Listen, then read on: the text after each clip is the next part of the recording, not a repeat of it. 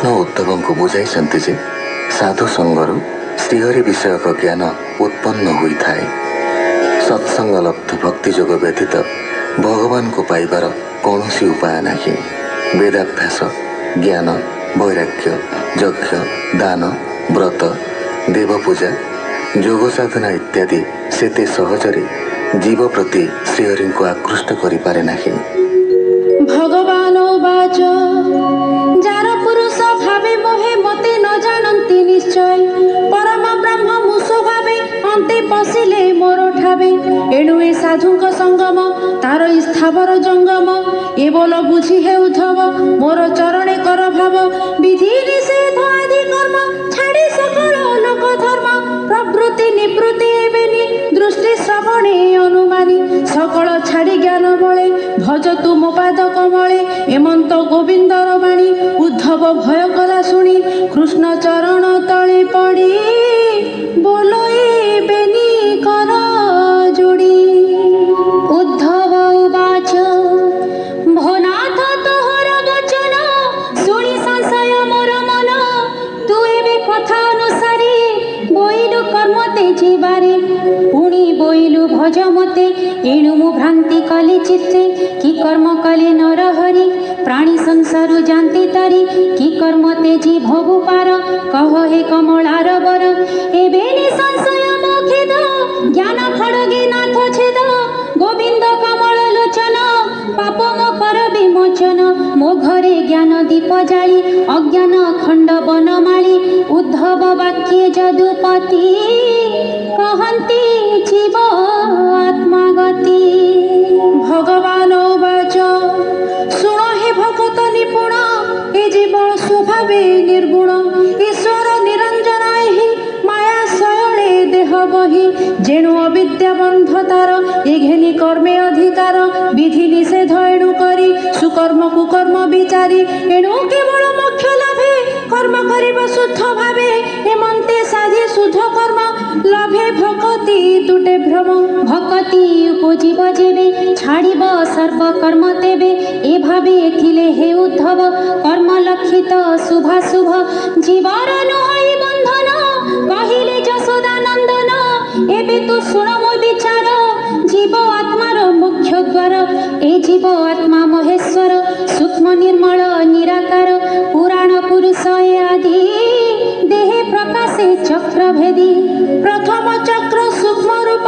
द्वितीय प्रकाशे अल्प तहु अधिक मणिपुरे प्रकाशे अनाहत द्वारे मृणाल सूत्र मार्गे ज्योति ध्यान अभ्यासे जहा चिंती चक्र पवन महाबली मन पवन संगे तोली विशुद्ध चक्र रंध्र देशे आसन दृढ़ बंध पासे ताणको ब्रह्म रंध्रे थोई निश्चल ध्याने मन दे तेबे तू देखिबु साक्षाते आत्मार रूप दृष्टि मात्रे अग्नि जे सनी थाए शून्य केवल उष्म अनुमाने लौह पाषाण घरषण संजोगे उठे अग्निकण जत्ने समिध देले तहि स्वभावे शिखा प्रकाशय पुणी पाइले घृतधार जलय अति बलियार ए रूपे आत्मा सूक्ष्म वाणी वेद वचने परिमाणी शेषण चक्र भेदी स्फुरे शब्द द्वादश प्रकारे ए अनाहत पुरी स्थिति जीव आत्मार तत्वगति ए जीव सृष्टि प्रकरणे जे एकादश इंद्रिय गणे के ज्ञान मार्गरे संचरे के कर्म पथरे प्रचरे मन संकल्पे बुद्धि चिंती जे अभिमाने अहंकृति रज तमस सत्वगुण मायार विकार ए पुण उद्धवे कहिले श्रीपति जान तू एही रूपे चिंती से नित्य सनातन हरि अनंत शक्ति अच्छी धरी प्रथमे एक रूप तार अनादि अव्यक्त ईश्वर से निज शक्ति भाव बळे अशेष रूप ए शयले प्रकाश करी निज शक्ति माया संजोगे नाना मूर्ति से जेबे रज गुणे मिसे तातहु संसार प्रकाशे सृष्टि पाई सत्य मिसी तामस गुणी ताहा नासी ईश्वर माया लीला करी खेलई जगत आवरी से एक रूप भगवान तातहु सृष्टि नहे भिन्न सूत्रे पाषाण गुंथि जेन्हे सूत्रे बसन अनुमाने ए रूपे जगत ग्रंथन अंतर बाह्य भगवान अनादि अरूप प्रत्यक्ष संसार रूप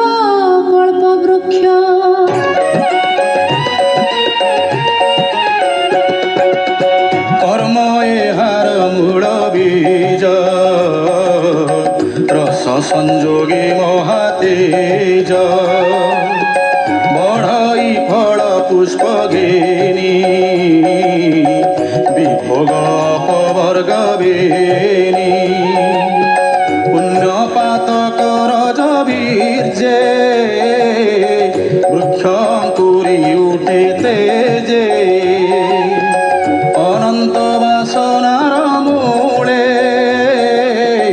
ए वृक्ष स्थापना निश्चले ए तीनी नार तीनी गुणे वृक्षर निर्माण कारणे ए पंचडाल पंचभूते पंच विषयर सजूते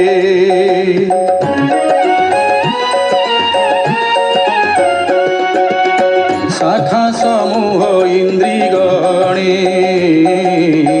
ए नित्य थान्ति माया बणे उपरे बेनी पक्षी नित्ये बसंती रक्षा भोगार्थे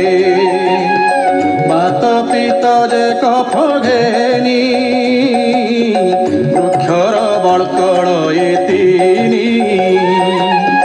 जे सुख दुख बेनी फळे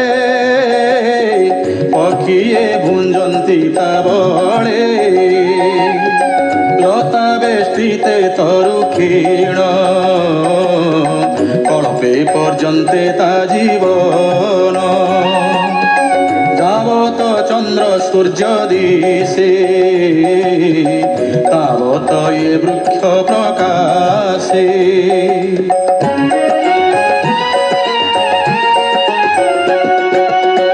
एकई पक्षी तार फल भुंजई नित्य महाबल से फल खाई मत भोले